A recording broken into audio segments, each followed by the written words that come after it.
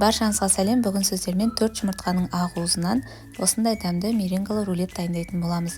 Шұңғыл ыдысқа салқын ақуызымызды салып, шымшым тұзымызды салып, шамалы миксерлеп аламыз. Кейін үстіне қантымызды бөліктерге бөле отырып, жақсылап белок қатайғанша араластырып дайындап аламыз. Меренгалы рулет дайындаған кезінде ыдысыңыз және де миксердің насадкасы құрғақ болғаны дұрыс.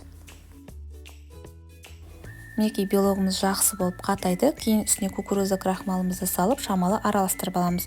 Ол уақытта пешімізді 170 градусқа қойып қыздырып алсаңыздар болады. Енді кезекте пісіру жолын айта өтейін. 170 градуста асты-үсті режимінде 15 минут ұстаймын, кейін вентиляционный режимде 10 минут ұстаймын.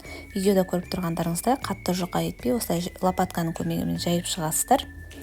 Және де жаңағы 15-10 минуттағы режимде пісіріп шығып, осылай кері аударып, шамалы суытып, үстіне сливкимен дайындалған кремді жағып шығамын. Кейін үстіне мен қатырылған малина салып, видеода көргендей осылай орап дайындап аламын.